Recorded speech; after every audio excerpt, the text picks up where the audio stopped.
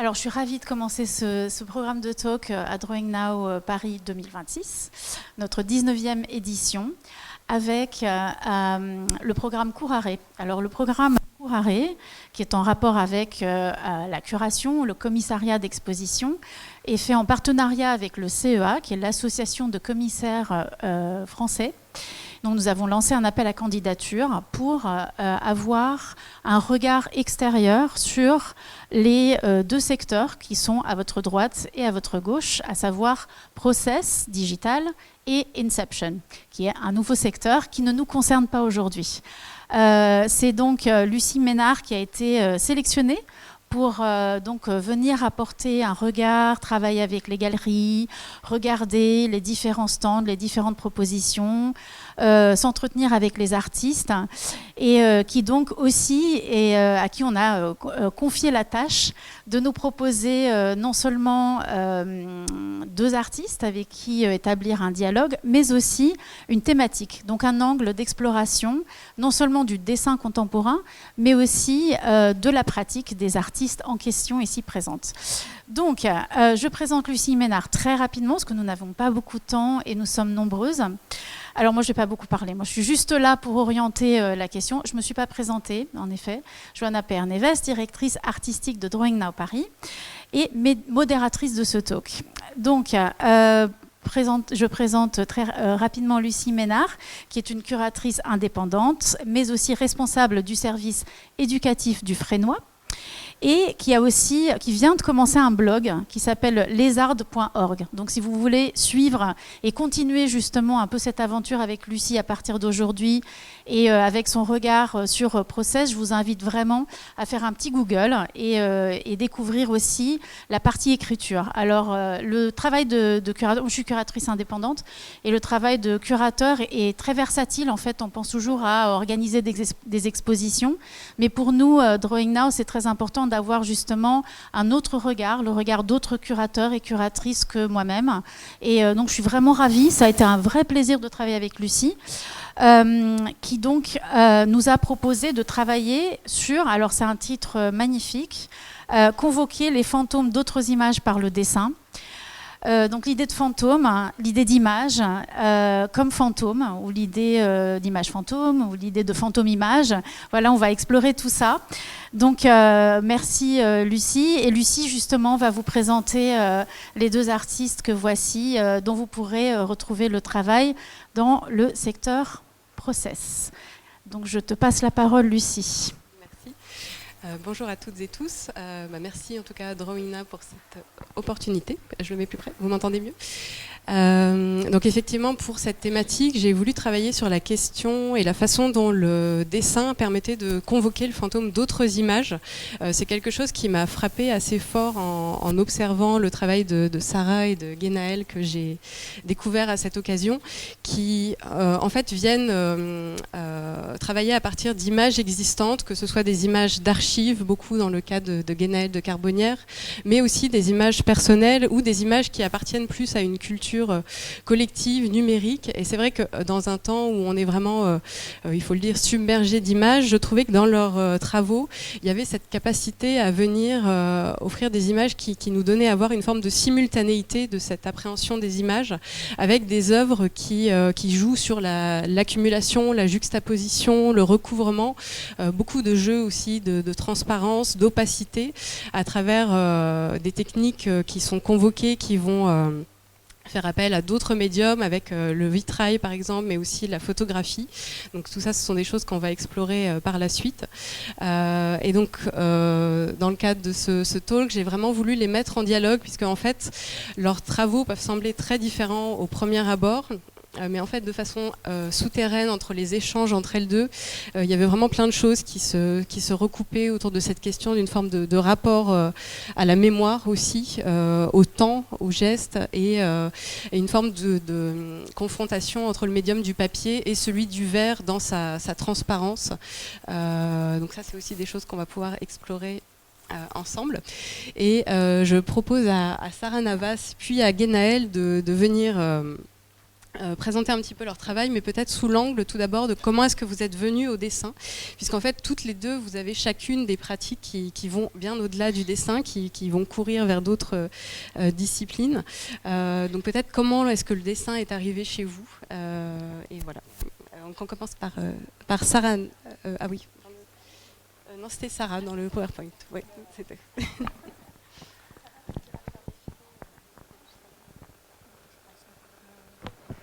Bonjour, merci Lucie pour cette invitation.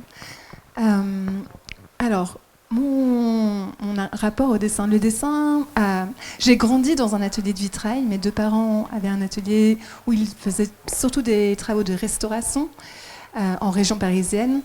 Et donc, l'atelier était dans la maison. Et voilà une image de quand j'avais autour de 5 ans, avec le verre et le petit marteau et les trésors. Donc, dans cet atelier du vitrail. Et ma première approche du dessin était liée vraiment à cet univers du vitrail, où il y a lorsque les panneaux anciens sont déposés et qu'on les a dans les ateliers, c'est de la ligne, la peinture sur verre est tout de même très très proche du dessin, j'aurai l'occasion d'en parler un peu plus. Et très rapidement, lorsque j'étais adolescente, mais j'adorais le dessin et mes parents ont commencé à me proposer, pour des vitraux où il y avait des lacunes, de venir chercher ce qui aurait pu se placer dans ces lacunes. Ou lorsque la peinture était érodée, de venir chercher des traces dans les fantômes justement de la peinture, de regarder le verre à différents angles et de venir chercher du coup qu'est-ce qui était présent, quelles sont les traces qu'on pouvait trouver, d'en faire des dessins sur du papier et d'utiliser ces dessins pour faire des doublages, donc une peinture sur verre. Je pense à mes deux parents qui font la peinture sur verre, et de venir faire cette peinture sur verre qui venait se superposer à la pièce ancienne pour revenir essayer de chercher ce qui était là précédemment. Donc ça, c'était vraiment mon premier rapport au dessin, là, sur un chantier, toute jeune adulte, sur un chantier de restauration. Ce rapport au dessin est donc dès le début lié à l'image fantôme, à l'image que l'on vient chercher. Je ne pouvais pas à ce moment-là faire de peinture sur verre puisque c'est essentiellement du plomb dans cette peinture. Donc j'ai seulement commencé à l'âge adulte. Là, c'est des travaux de restauration à Herville-le-Châtel, un chantier auquel j'ai participé. Voilà. On peut peut-être s'arrêter, je pense qu'on va... Et le dessin, j'ai fait un master en histoire de l'art avant de faire des études vraiment de me lancer vraiment dans la pratique entièrement d'atelier. Et j'ai eu l'occasion de faire un stage à l'École nationale supérieure des beaux-arts de Paris avec Emmanuel Brugerolles, conservateur du cabinet de dessin. Et ça a été une expérience très forte où je pensais que j'étais intéressée par la peinture, par le vitrail, et puis au final je me retrouvais vraiment à chaque fois réattirée par le dessin. Et lorsque j'ai fait un Master of Fine Arts aux États-Unis, un master en peinture, donc j'étais vraiment dans l'atelier de peinture, intéressée par la peinture, et tous les enseignants et les artistes qui venaient à chaque fois me disaient mais ton travail se situe dans le dessin. Même si j'essaie de continuer cette pratique de la peinture. Et le dessin, la pratique, vraiment, je finis peut-être sur ce point pour laisser... mais la pratique du dessin est presque... J'ai aujourd'hui une pratique quasiment exclusive du dessin.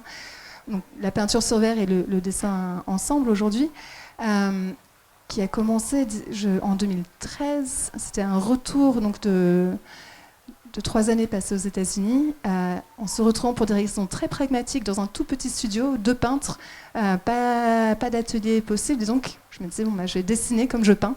C'était vraiment cette idée, avec un lien avec les grands formats. Et puis à partir de là, le fil s'est déroulé. J'ai toujours ma boîte de peinture, mais c'est le dessin qui a pris vraiment le dessus. Et avant de passer à Guénaël, peut-être que tu peux, comme dans la suite, il y a aussi ces premiers, des travaux plus anciens que ceux qui sont présentés en ce moment bien sur sûr, la bien sûr.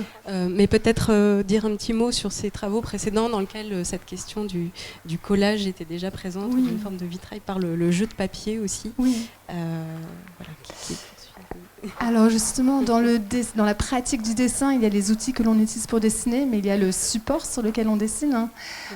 Et justement, l'aller-retour entre le verre et le papier, j'ai commencé à m'intéresser aux textures de papier, aux teintes des papiers, et donc à travailler, à préparer mes supports, à choisir vraiment des papiers avec des textures, des teintes, des fibres différentes, de commencer par des collages, et en voyant, donc là je travaillais surtout en graphite, et de voir comment le graphite allait avoir un grain, une sensation, une sensibilité différente sur les différents types de papier. Et au fur et à mesure, le papier, alors la différence avec le vitrail, c'est le papier a cette fibre qui du coup s'approche de la peau. Et beaucoup de ces dessins, il y a les papiers qui sont collés puis arrachés, du dessin des papiers qui peuvent être translucides, qui viennent par-dessus. Donc il y a ce jeu aussi de superposition, mais dans une matière plus organique que le verre. Voilà.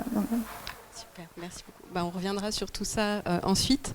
Donc du coup, Guénaëlle, à ton tour, est-ce que tu peux nous expliquer un petit peu quelles étaient chez toi les origines du dessin, puisqu'ensuite, pendant un temps, ta pratique s'est vraiment orientée vers la photographie, mais le dessin était vraiment présent dès le début. Est-ce que tu peux nous en dire un petit mot ? On voit une photo de moi à l'adolescence, c'est parfait. C'était une demande de Johanna, je balance. Alors, mais en fait, ce qui est important, c'est évidemment toi, mais aussi ce qu'il y a derrière, je pense. Voilà. Voilà, oui. C'est pas juste... Juste pour que je ne vampirise pas les images des artistes.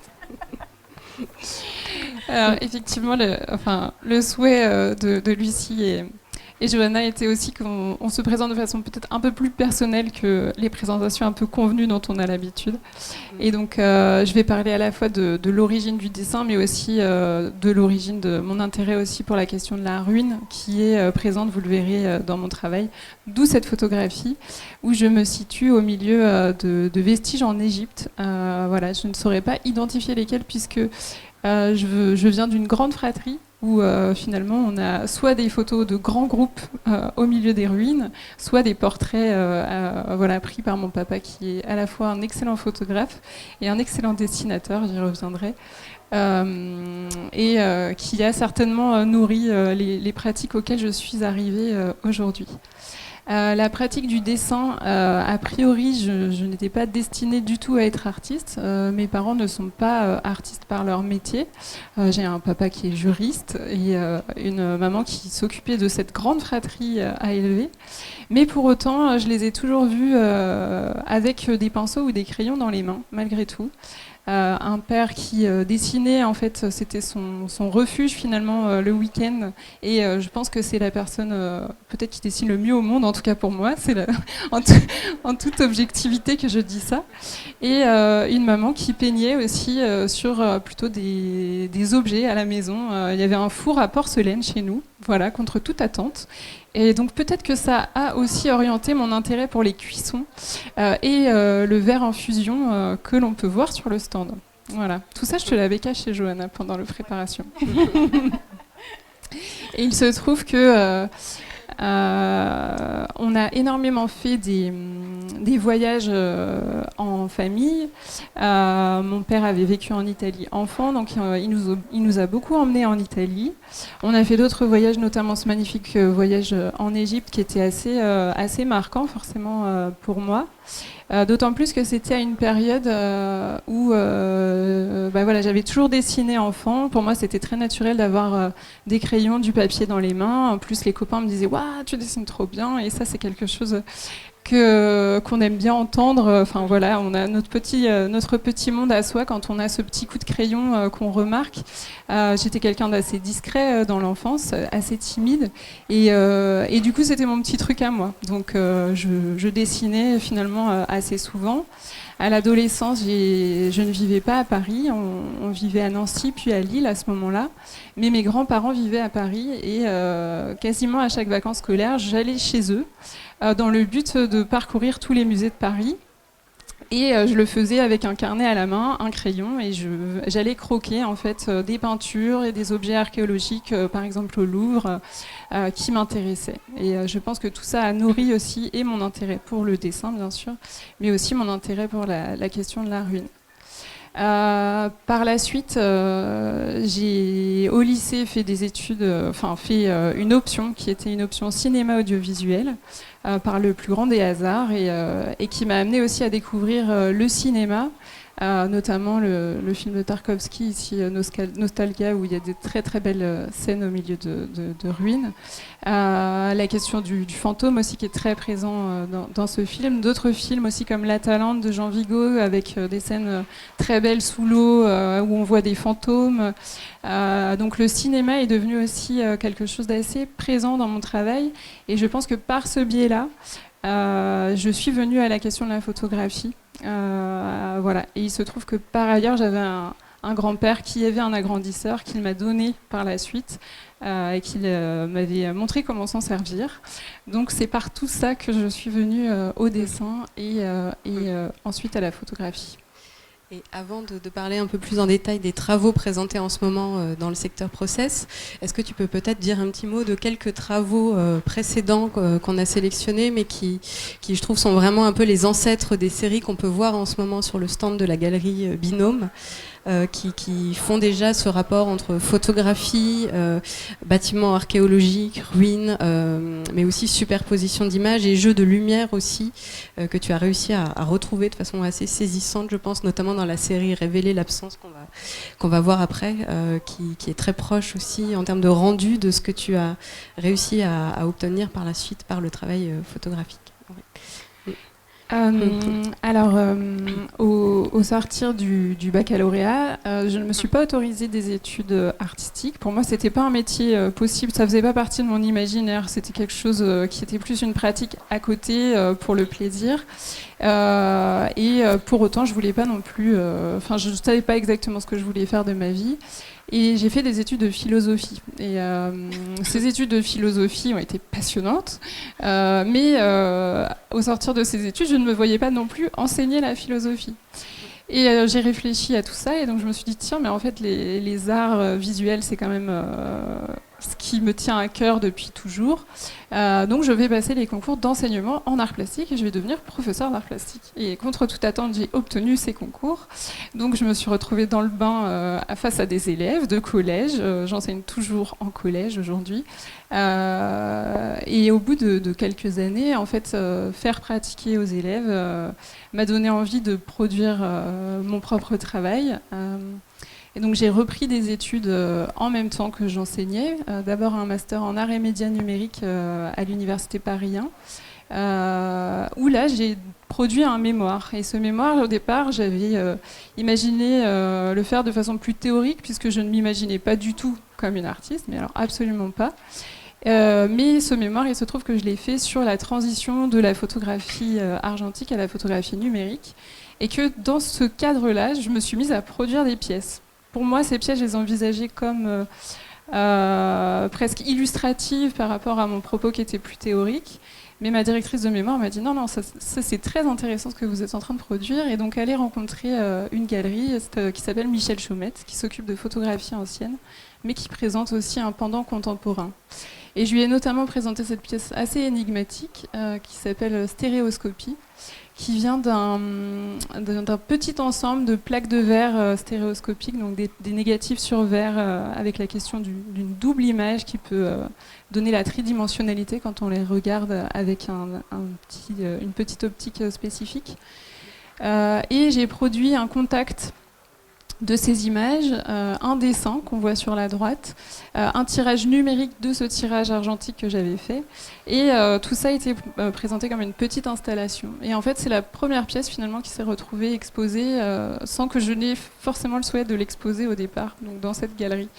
Et donc ça pose déjà presque la question de cette double pratique dans mon travail artistique, qui est celle du dessin et celle de la photographie analogique, qui se retrouvent très souvent en dialogue.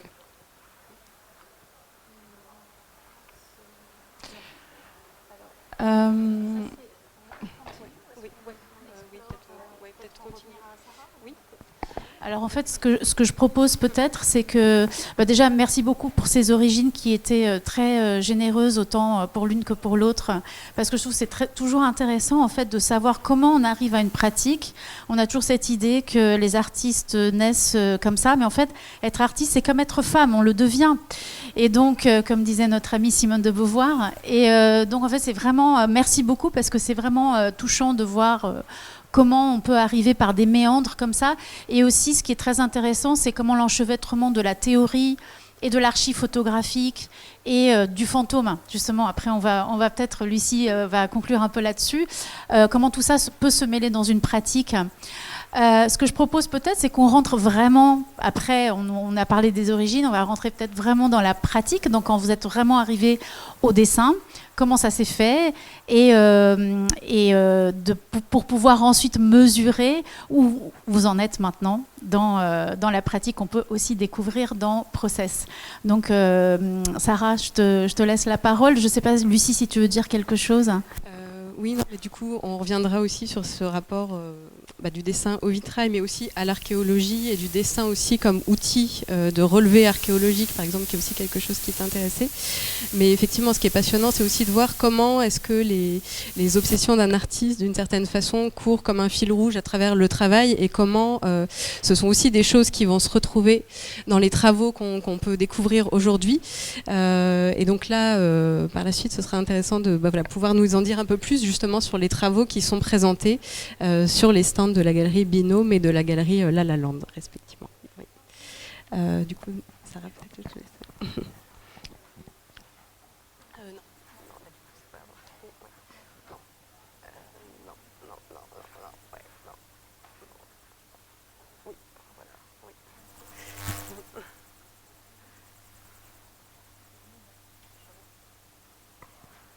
Je suis en train de réfléchir à quel...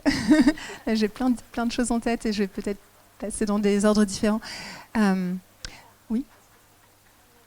Ah oui, pourquoi pas. Je vais découvrir en même temps lesquels sont dans quel ordre, mais mais ça ne me dérange pas. On peut défiler, je peux aussi arrêter. Oui. Donc là, ce sont les pièces qui sont actuellement sur le stand. Alors, je vais peut-être revenir un tout petit peu sur des éléments de ce qui m'intéresse. Alors, cette série ici, c'est la première fois où je mélange vraiment les techniques traditionnelles de vitrail, telles que je les ai connues dans l'atelier, c'est-à-dire de la peinture sur verre, où il y a des cuissons au four, un sertissage au plomb, et mélangé avec le dessin, et donc du pastel sur papier. Ici, il y a un morceau de peinture sur verre qui a été collé sur le verre de l'encadrement. Mais sinon, les autres verres, c'est les verres de l'encadrement eux-mêmes qui sont coupés avec des verres quelquefois anti-reflet, des verres plus que d'ateliers sur lesquels on peint et de mélanger, en fait, et donc sertis avec le plomb qui les maintient. Et ce désir, en fait, de revenir, d'utiliser... Alors, il y a peut-être quelque chose, c'est que je viens de rentrer d'expatriation. J'étais aux États-Unis, au Texas, à Austin, pendant 5 ans, et où l'ancien, la vieille pierre, les traces m'ont énormément manqué. L'image qui disparaît, puisque là-bas, il y a plutôt une culture de détruire pour reconstruire à neuf. Et donc, en revenant en France, j'ai vraiment eu ce désir de retrouver en fait ce lien avec différents passages, différentes strates. Donc ici, il y a 2 strates physiques. Il y a le verre et il y a le dessin qui est derrière.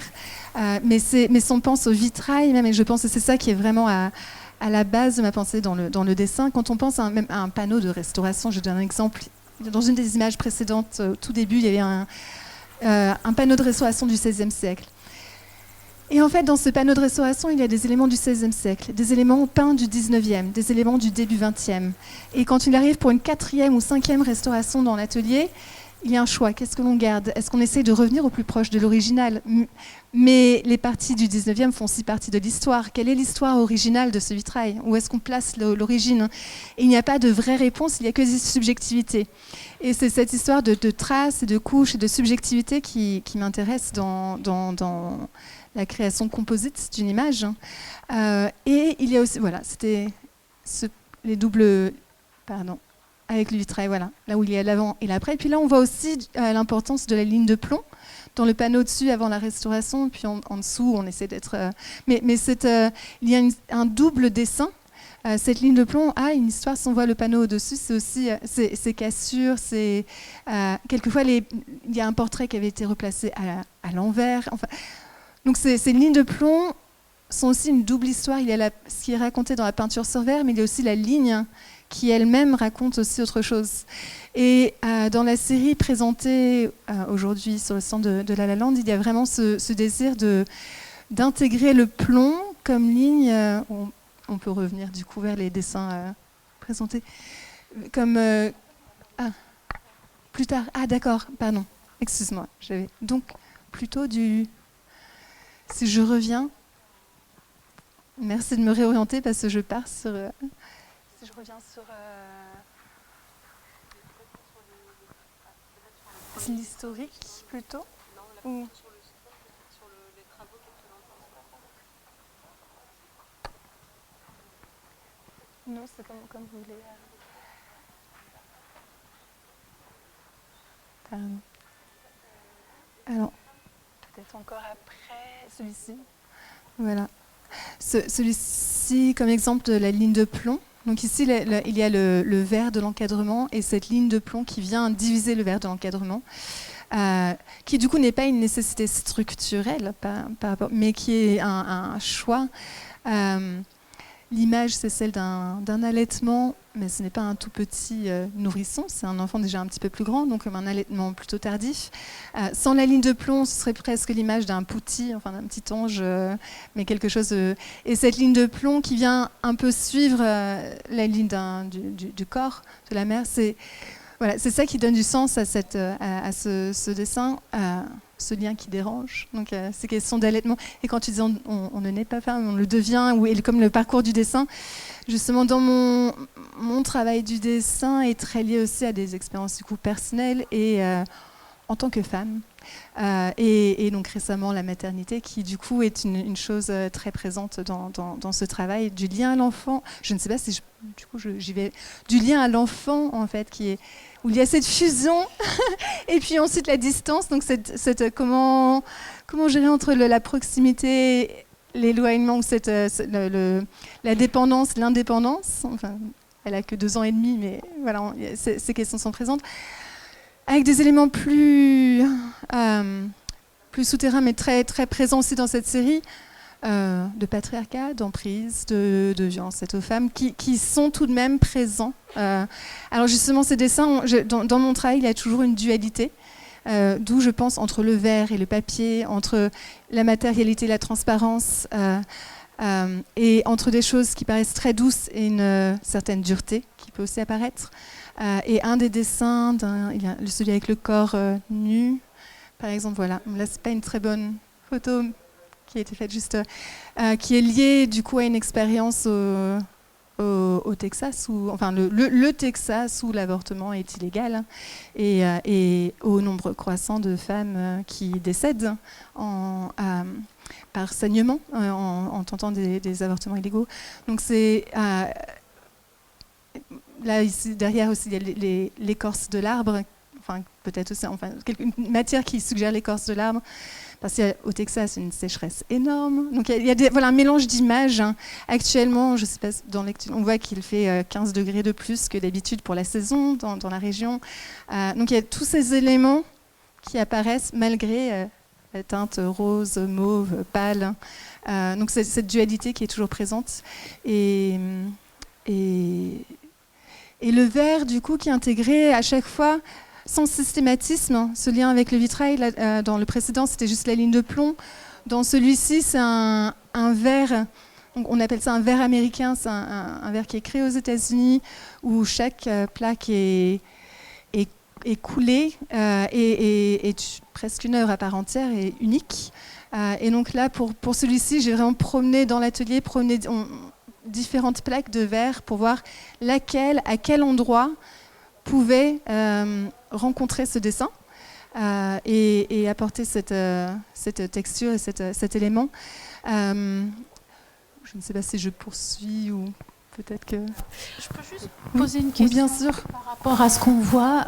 Parce que comme il y a plusieurs matériaux, est-ce que tu pourrais peut-être expliquer un peu plus où se trouve le verre, comment tu fonctionnes par superposition ou pour comprendre un peu l'image, parce que la photo, en effet, elle n'est pas très détaillée, et peut-être juste expliquer la matérialité de la pièce. Désolée, Lucie, et puis après, on rebondit sur toi. Dans ce dessin, donc, il y a le corps de la femme, la partie des textures, la main, tout ça c'est du pastel sur papier, sur un papier artisanal népalais, et donc il y a aussi un certain grain. Et ce qui est vert vitrail, hein, c'est sous la ligne de plomb. On voit cette ligne de plomb en bas. Et c'est toute la partie en dessous, ce n'est pas le verre de l'encadrement, du coup c'est le verre vitrail qui vient...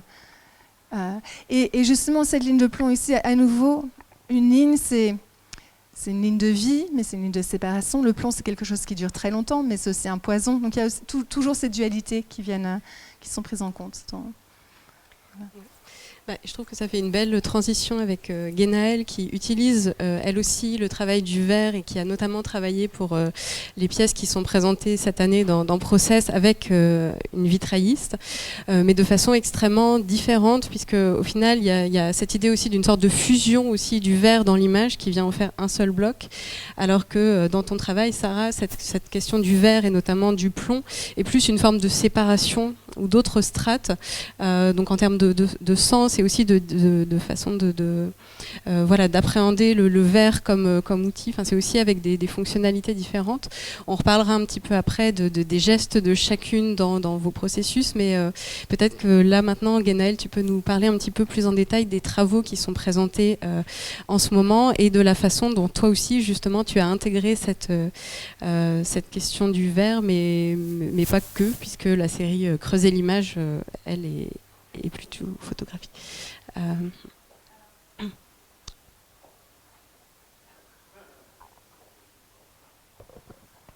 Donc effectivement sur le stand de la galerie Binôme, là je présente 3 séries, dont 2 qui sont des images sur verre, voire des images dans du verre. Il y a les deux aspects sur le stand. Ça fait quelque temps que je m'intéresse à cette question de l'image qui peut faire corps avec le verre, à la fois par mon intérêt pour la photographie et notamment les premiers procédés de la photographie. Les premiers supports étaient des supports verts pour les négatifs. Et en même temps parce que c'est une matière forcément qui peut avoir une transparence. Et donc dans cette question d'une démarche qui vient travailler par strates, par couches accumulées et par un jeu d'apparition et de disparition, c'est presque un matériau qui permet de produire ça, non plus seulement à la surface, mais vraiment de façon totalement physique. C'est ce dont tu parlais, Sarah, où là on a une vraie possibilité de matérialisation dans l'espace même de l'image. On n'est plus simplement dans de la bidimensionnalité à l'état pur, mais comme tu le disais, Lucie, parfois on est dans de l'objet. Là, la série que vous avez sous les yeux, c'est une série qui s'appelle Les Veilleurs de verre, que j'ai réalisée à la suite d'une résidence au Musée des Arts Décoratifs de Paris en 2025. J'ai été invitée par la personne qui est en charge du fonds photographique du musée, Sébastien Quéquet, à explorer en fait les collections sous forme de carte blanche.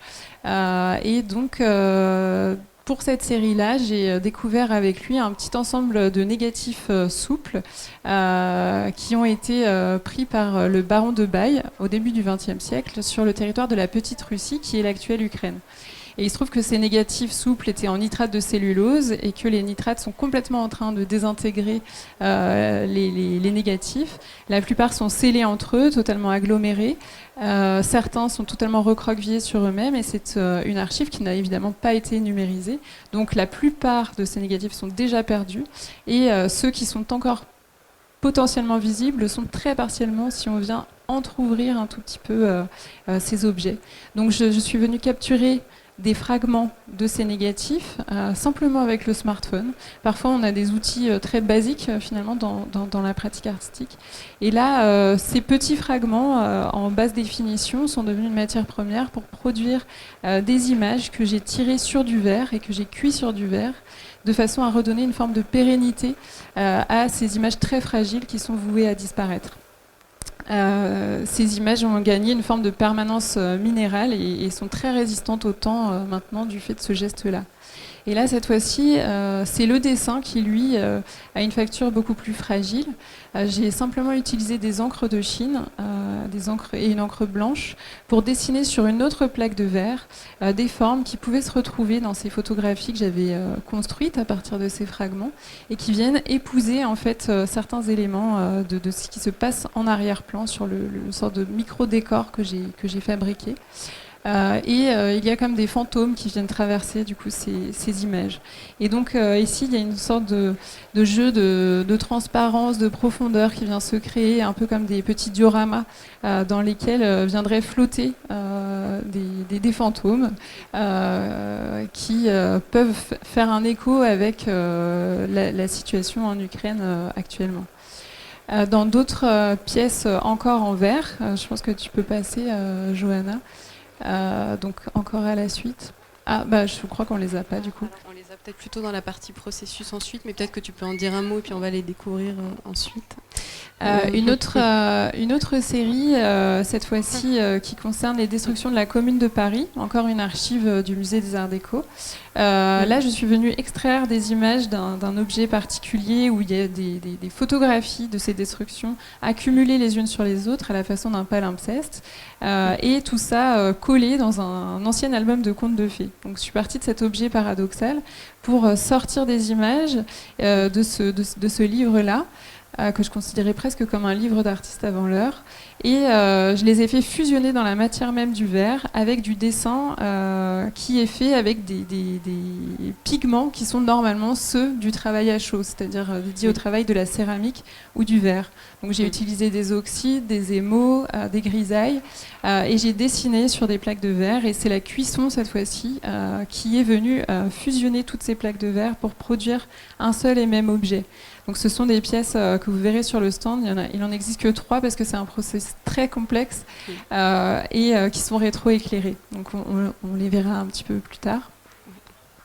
Et c'est vrai que c'est extrêmement intéressant, enfin, dans le lien entre vos travaux aussi, cette question de restauration, de conservation, qui de façon différente se retrouve, mais par le dessin qui permet de retrouver la pièce de fragment de vitrail absent, par le dessin qui permet de conserver aussi une photographie qui justement est en train de disparaître et une archive qui sera bientôt manquante, et de cette fonction aussi du dessin comme outil de restauration, de conservation, vraiment de mémoire aussi. Et peut-être juste pour rebondir sur Guénaël, tu peux nous dire un mot de la série Creuser l'image aussi avant de poursuivre, qui elle est plus purement photographique sans le travail de verre, mais qui est aussi dans cette question de destruction, restauration, cette fois-ci plutôt à partir de bâtiments et de vestiges archéologiques qui se trouvent dans des zones de guerre. Donc je te laisse peut-être... voilà. Alors dans l'image que vous avez sous les yeux, donc c'est la 3e série que je présente sur le stand de Binôme. C'est une série qui s'appelle Creuser l'image, qui vient explorer une sorte de double ruine, à la fois celle de la fragilité de la photographie et celle des sites archéologiques qui sont abordés sur ces images-là. Encore dans les collections du MAD, j'ai pu avoir accès à des photographies du 19e siècle, de ces vestiges archéologiques qui, entre-temps, sur certaines zones, ont été soit détruites, soit abîmées, ou alors qui sont sur des zones tendues, et on pourrait s'imaginer que d'un jour à l'autre, ça pourrait disparaître. Et ces vestiges, je les considère presque comme des témoins d'un temps très long. En creux, je viens parler donc de ces conflits, mais par la monumentalité en fait de ces vestiges, il y a une forme de comme ça de distorsion du temps, une volonté d'aller dans un temps qui est stratifié et presque me positionner en tant qu'observatrice, veilleuse par rapport à ces territoires-là, en me situant presque dans un questionnement sur l'absurdité justement de tout ce qui s'y passe. Et donc on a de très rares personnages qui parfois traversent ces images. C'est le cas dans celles qu'on a sous les yeux. Les personnes sont alors représentées à la façon de fantômes en fait, qui viendraient traverser ces espaces. Ici, c'est une image qui est totalement composée de différents fragments d'images qui sont positionnés les uns sur les autres. Donc il y a déjà la notion de palimpseste qui est présent. C'est un tirage que je fais en chambre noire à partir de toute cette première composition. Donc le tirage a déjà une matérialité qui est assez présente. Et sur ce tirage, je viens graver avec une pointe sèche, griffer finalement le support, venir à la fois le sublimer mais aussi le blesser en même temps. Ça vient produire des lignes blanches légèrement en relief et ça rejoue presque aussi le geste archéologique de venir creuser dans le passé. Et dans un second temps, il y a tout un travail de lavis avec des encres différentes qui viennent soit creuser davantage les perspectives, produire des cavités, des ombres, à d'autres endroits produire des effets d'apparition, d'éblouissement, des choses qui sont encore de l'ordre du fantôme, de l'ordre de sites qui sont voués à une forme de disparition aussi. Et de différents temps, puisque dans certaines des images, alors je ne sais pas si elle est présente ici, mais dans certains des tirages, il y a à la fois ces images d'archives du musée des arts décoratifs, mais aussi des images plus contemporaines, par exemple des topographies aériennes issues de Google Maps ou autres. Il y en a en tout cas dans certaines des images qui sont présentées sur le stand et qui viennent là aussi créer cette sorte de multiplicité, de temporalité sur un lieu et aussi de nature d'image et d'échelle. Puisqu'en fait on est un petit peu aussi comme dans ces enluminures du Moyen-Âge dans lesquelles les personnages ou les bâtiments sont plus du tout à des échelles réalistes. Là aussi on a ces sortes d'architecture fantastique, imaginaire qui sont en fait composites à partir de tous ces bâtiments mais qui viennent vraiment se superposer en une composition, quoi. Oui, on est effectivement totalement dans un caprice architectural. Donc on n'est plus effectivement dans une volonté de représenter de façon réaliste ces sites-là. Les échelles ne sont pas toujours respectées. Et vous avez dû entreapercevoir furtivement dans le PowerPoint des images de dessins de Victor Hugo. Ça fait partie des premiers dessins qui m'ont ébloui. Et lui-même avait cette pratique en fait de venir composer au départ dans une forme de carnet de bord. C'était plutôt des dessins réalistes de relevé. Et puis de plus en plus, finalement, il est venu produire un peu comme ça un imaginaire fantasmagorique. Et je suis moi aussi peut-être dans une sorte de vision fantasmatique de ces sites-là que je n'ai pas toujours visité finalement. Que je ne connais qu'à travers les archives. Je vais me permettre de rappeler qu'on a un temps un peu limité. Donc je pose une question assez rapidement à vous deux. En fait, est-ce qu'il y a en regardant un peu, grâce à Lucie, en fait, qui vous pose des questions, qui me permet de regarder le travail autrement, je me demande s'il y a une part de hasard en fait dans les matériaux que vous utilisez, parce que il y a par rapport au vitrail par exemple, mais aussi par rapport au développement de la photographie, il y a un contrôle énorme de l'image. Mais après, quand on rajoute d'autres matériaux et quand on fait un peu une hybridation matérielle comme ça, est-ce qu'il y a aussi une part de hasard en fait dans votre pratique ? Très rapidement, je suis désolée, mais on va passer au processus aussi. Très rapidement, oui, mais je pense que c'est lié peut-être au processus, justement. Dans le sens... Le vitrail, traditionnellement, oui, c'est très très long entre la maquette, le carton, la peinture, enfin le découpage, la peinture sur verre. C'est des étapes très techniques où tout se prévoit. Il n'y a pas beaucoup de place pour l'improvisation. Et puis c'est quelque chose qui se fait vraiment aussi collectivement. Et dans cette pratique avec ce verre, en effet, quelquefois, alors j'ai commencé certaines pièces. Il y a de la peinture sur verre qui a été faite en premier et le dessin vient en second.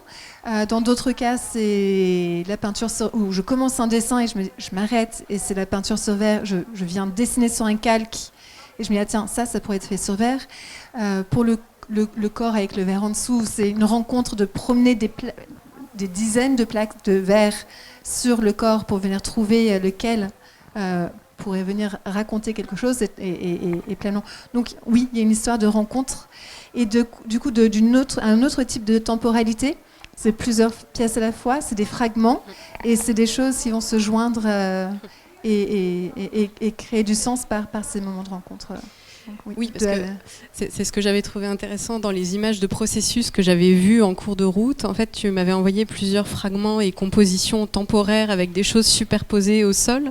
Mais en fait, dans les images finales que j'ai découvertes ensuite, les associations n'étaient plus souvent les mêmes. Donc en fait, les éléments bougent aussi d'une image à l'autre et se déplacent jusqu'à la composition finale. En fait, il y a une forme de mobilité aussi des éléments qui viennent se superposer jusqu'à composer l'œuvre ensuite.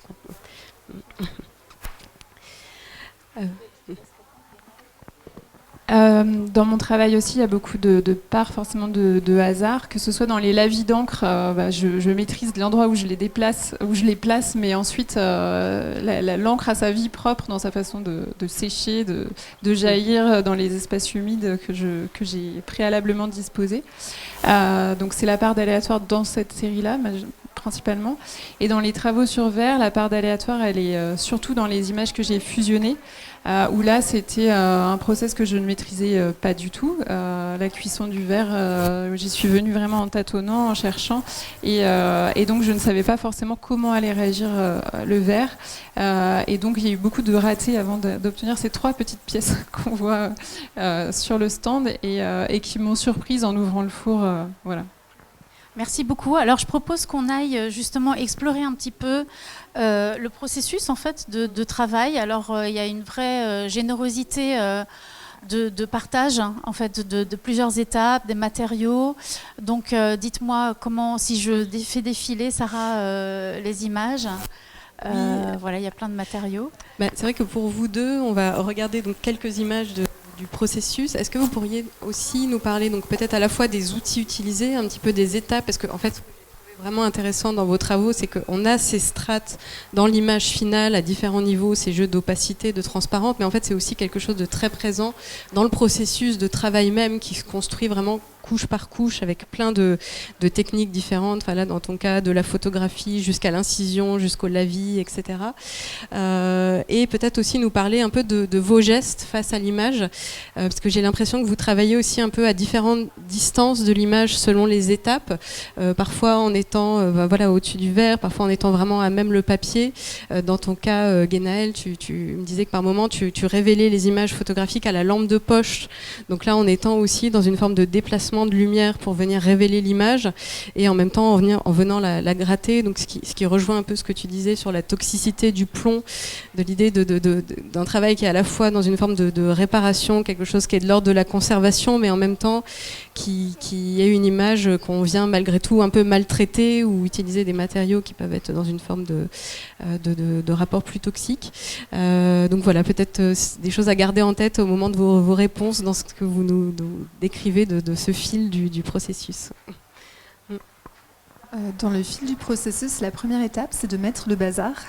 J'imprime beaucoup de photos de départ que je découpe, que je réassemble, que je mets juste comme réflexion vraiment comme point de départ d'où est-ce que ça va m'amener. Et c'est vraiment d'étaler entre l'atelier puis ensuite le salon, et ça prend beaucoup de place. Et puis les papiers, de penser à quel papier. Donc il y a vraiment un rapport à ce papier ou ce support, de quel papier, quelle texture, quelle teinte. Et là, c'est un lien avec le vitrail. Justement, on a vu au tout début les casiers, c'est les casiers dans lesquels sont les plaques de verre. Mais j'ai aussi les tiroirs où j'ai les papiers. Et donc de choisir... Tout comme la couleur du verre est déjà dans le verre, et je travaille sur des papiers qui ont déjà leur teinte, et qui sont le point de départ sur lequel le dessin va venir. Et la teinte va déterminer énormément de tout ce qui va en sortir. Donc ça, c'est par rapport au papier. Peut-être, je vais assez rapidement du coup. Là, c'est les gestes de peinture sur verre. Donc quand je suis dans l'atelier,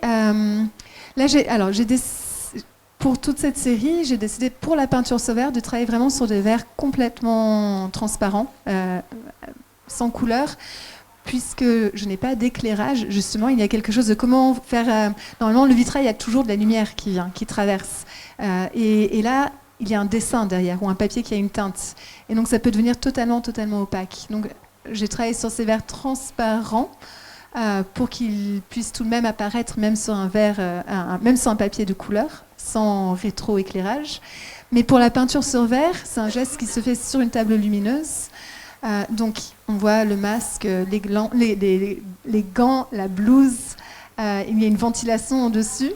Et cette peinture sur verre, donc on commence avec, donc j'ai la palette, on voit au niveau de l'épaule là derrière, où il y a la grisaille avec un peu de gomme arabique, de l'eau, et que je viens étaler sur la totalité du morceau de verre et que je viens enlever avec beaucoup de gestes différents. Donc on attend que ça sèche en général, enfin même, ça dépend, mais très souvent on attend que ça sèche avant de venir enlever. Il y a des enlèves qui sont nettes, là on a les blancs.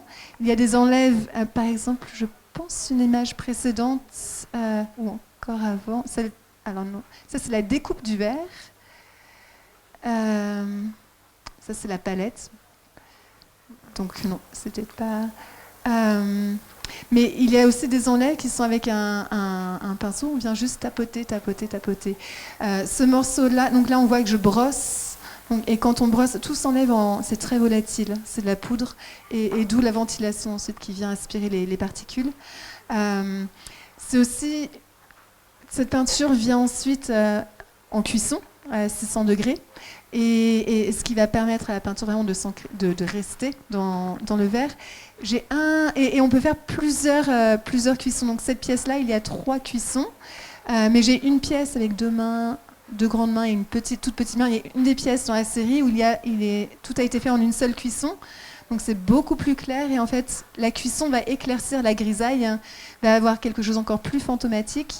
Et un des hasards, mais qui m'a intéressée, c'est en posant ce verre sur les dessins, et non pas seulement en les posant, mais en laissant un petit peu d'espace, en pensant que c'était le cadre et que ça allait être à distance. Il y avait un jeu d'ombre. Donc pour les peintures sur verre qui sont les plus claires, il y a aussi l'ombre de l'éclairage qui va venir se poser sur le dessin. Donc il y a tout encore une fois un peu de hasard, de rencontre en fait du verre et du papier. Et je ne sais pas si je suis allée trop vite ou je regarde les images. Sur les pastels. En tout cas, là, on voit ces étapes de ces images qui sont en cours de composition, qui sont étalées au sol. Et je ne sais pas si en défilant, il y en a d'autres, mais je pense qu'on voit aussi un petit peu les différentes associations potentielles dans les autres images. Oui, pour les pastels, cette première étape, quand je disais de mettre le bazar, c'est aussi de choisir aussi la palette des papiers. Et donc, j'étale les différentes feuilles. Et je sélectionne ces feuilles pour travailler presque... Chaque pièce est pensée... Enfin, c'est un dessin à part entière, mais il y a tout de même cette pensée dans la série et de choses qui peuvent s'interchanger, qui peuvent fonctionner ensemble. Et le pastel sur ce papier en particulier, il n'y a pas de retour en arrière possible. Et c'est un peu comme le geste de la grisaille. Cette peinture sur verre, quand on la fait et qu'on enlève, si la manche passe dedans, si on enlève un peu trop, il faut recommencer la pièce en entier. Et le pastel, d'une autre manière, il y a un temps limité. On peut ajouter, on ne peut pas forcément enlever. Il y a la teinte du papier que je veux préserver. Donc il y a cette idée de pas beaucoup de retour en arrière possible. Aussi, voilà. Super. Merci beaucoup. Et peut-être à ton tour, Guénaëlle, par rapport à cette idée du processus, de tes gestes, avec l'exemple de quelques pièces. Là, on a aussi quelques... Là, du coup, pour Sarah, on a aussi quelques exemples de ces différents collages à partir des images sources, on va dire, d'associations possibles qui sont gardées ou non dans les travaux. Voilà. Alors, il y a peut-être deux processus différents dont je vais parler. Pour la partie des pièces qui s'appellent creuser l'image, il y a d'abord le premier geste qui est celui de la collecte des archives. C'est mine de rien le geste fondamental qui va me permettre de fabriquer un négatif initial, une vision recomposée, que je tire ensuite en chambre noire. Et Lucie soulignait que effectivement, je ne révèle pas mes images en une seule fois avec une lumière homogène, mais j'ai plutôt tendance à balader une lampe au-dessus de mon tirage pour venir éclairer seulement certaines parties et laisser d'autres finalement presque dans l'oubli. Et donc finalement, c'est aussi la part d'aléatoire dont je ne parlais pas tout à l'heure, mais il y a une part d'aléatoire maîtrisé, on va dire, dans cette façon d'insoler mes images. Mais ce qui veut dire que tu affectes le développement de l'image, en fait, oui. Pendant qu'elle est en train de surgir, en fait, avec la lumière, tu affectes justement la façon dont elle est, dont le jeu de lumière initial ou original viendrait à se fixer d'une certaine façon. Complètement. En fait, il y a des parties qui seront révélées et d'autres qui seront latentes, presque encore latentes, et qui seront dans les blancs du papier in fine. Et donc, mon négatif de départ, finalement, n'est pas à 100% révélé par ce geste-là. Le second geste, une fois que j'ai fait mon tirage en labo photo, va être celui de la gravure à même le tirage. Donc je viens vraiment le griffer, l'abîmer en fait, avec une pointe sèche qui est un outil de gravure. Donc là, vous avez sur le PowerPoint à gauche une des images d'archives qui m'a servi pour la pièce que vous pouvez voir sur le stand de la Galerie Binôme. C'est l'une des images qui compose cette image fragmentée et recomposée qu'on voit à droite. À droite, c'est une image en cours de création où j'ai déjà gratté, griffé le support. C'est les lignes blanches qu'on voit surgir sur la pièce. Et je suis en train de commencer à poser ici la partie du dessin pur, des encres sur différentes parties de l'image. Donc ça, c'est ma troisième couche de geste, la partie avec les encres. Et ensuite, il y a tout un travail donc avec plus humide, avec des lavis que je viens rajouter pour finaliser ces pièces et des temps de séchage qui vont être assez longs. Et dans ma Comment est-ce que tu détermines, juste pour revenir un peu en arrière, où est-ce que tu vas inciser, où est-ce que tu vas gratter, est-ce que c'est instinctif, est-ce que tu regardes l'image? Alors j'ai déjà un peu une composition en tête quand même globale au départ, qui va être une sorte de guide, mais je me laisse après porter par un geste qui en appelle un autre, qui en appelle encore un autre, et finalement je me laisse la liberté de suivre intuitivement ce qui me semble juste à ce moment-là, pour faire surgir plus ou moins des choses dans l'image.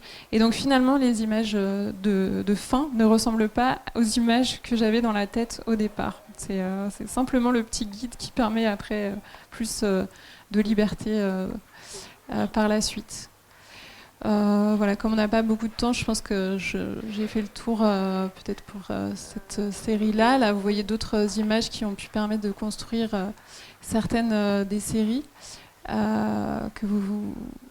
Donc vous voyez qu'il y a plusieurs éléments des images qui vont se retrouver donc imbriquées les unes dans les autres. C'est peut-être particulièrement manifeste dans celle-ci. Vous avez vu plusieurs images d'origine et ensuite une composition finale à partir de ça. Et c'est pour ça que je parlais de caprices architecturaux. C'est vraiment des visions totalement recomposées, totalement fantasmatiques. Voilà, là tu es sur les images qui concernent cette fois-ci les images sur verre. Donc on retrouve des choses dont Sarah a parlé, c'est très bien parce que en plus elle a vraiment la vraie technique du vitrail, alors que moi j'y vais 100% à tâtons. Il n'y a pas de vraie technique. J'ai la chance d'avoir une amie vitrailliste qui me laisse mettre le bazar justement dans son atelier et utiliser son four, évidemment sous son contrôle pour ne pas que je mette le feu quand même, c'est peut-être sa limite. En fait, j'ai commencé à travailler avec elle d'abord sur des pièces thermoformées que j'avais faites pour une résidence à Vénissieux, près de Lyon, où je travaillais sur les grands ensembles.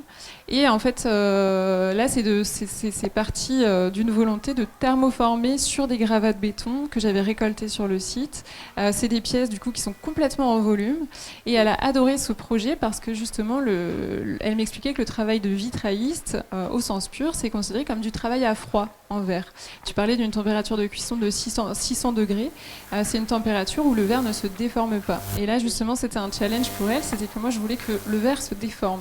Et donc on est monté plus haut, on a eu beaucoup d'accidents, beaucoup de pièces qui se sont fissurées, puisque le verre c'est une matière vivante en fait, qui a la même structure que les liquides, même si c'est au toucher quelque chose de solide.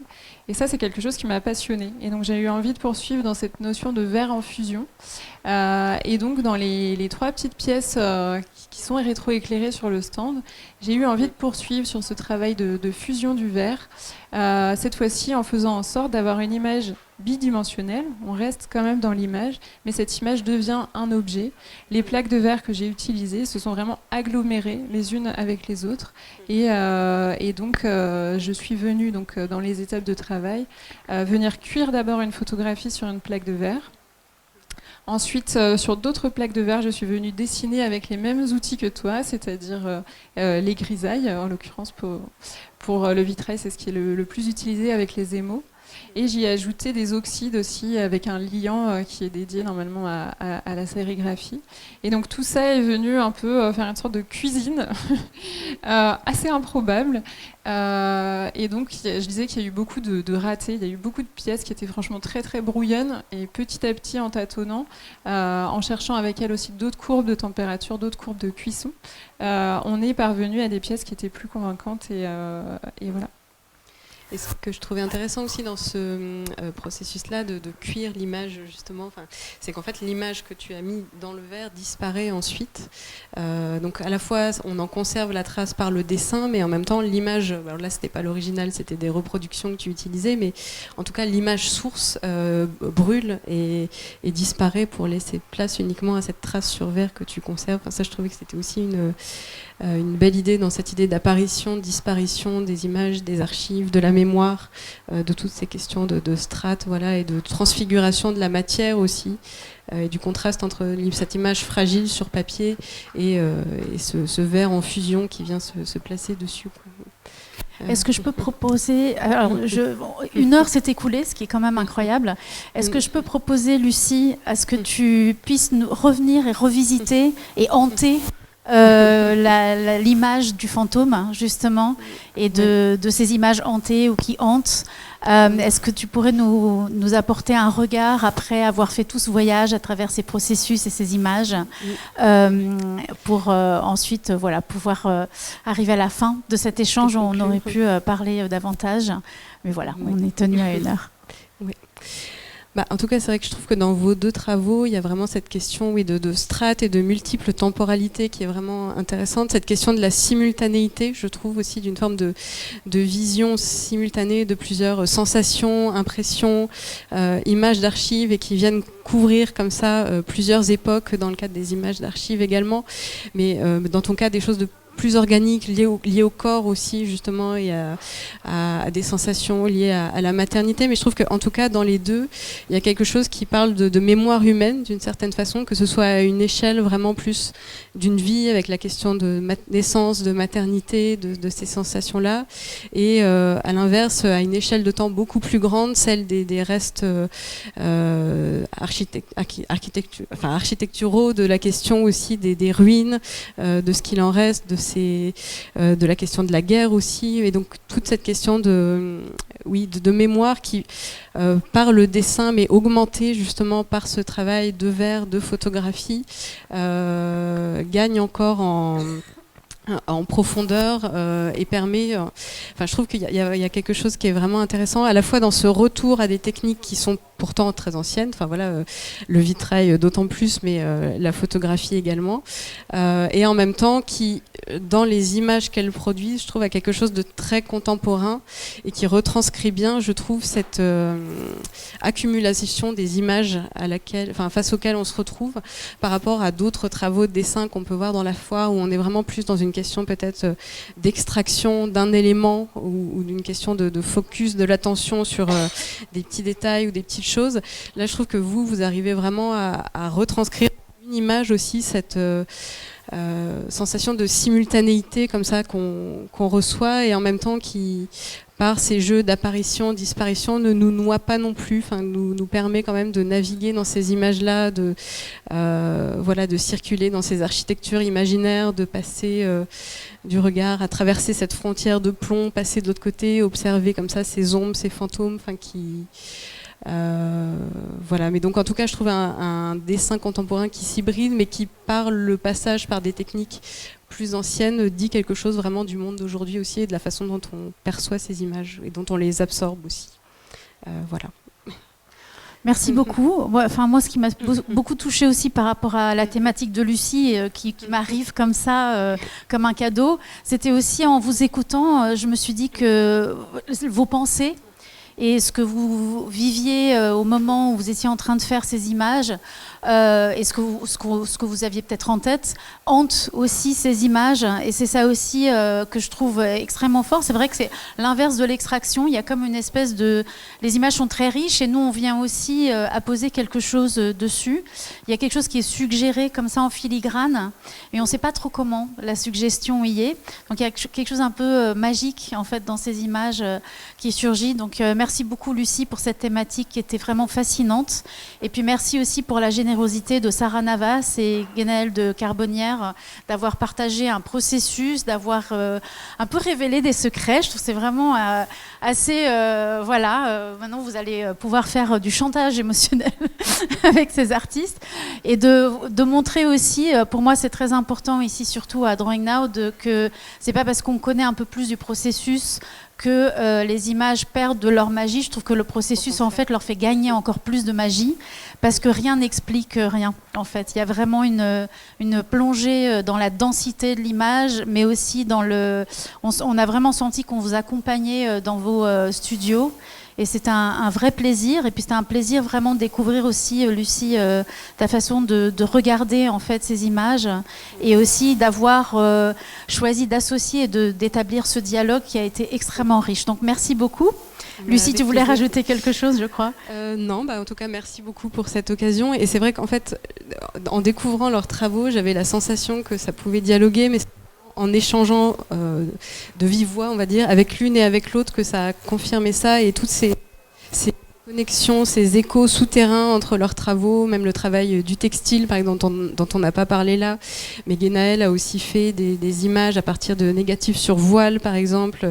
Sarah a aussi fait des dessins avec une autre forme de transparence, mais sur des textiles. Donc voilà, ça pourrait être l'occasion d'autres mises en écho entre leurs travaux, mais je trouve que c'est aussi ce qui est intéressant. Enfin voilà, ces connexions, ces fils qui courent dans les pratiques des artistes, au-delà des travaux même qui sont présentés, qui peuvent aussi renvoyer à des travaux précédents. Voilà. Merci en tout cas. Voilà, merci beaucoup. C'est une exposition à venir, peut-être, Lucie, je pense. Là, voilà, c'est le prochain pas. Merci à vous tous d'être venus, merci d'être présents. Et voilà, on clôt le premier talk de cette nouvelle édition de Drawing Now. Merci, merci. Merci.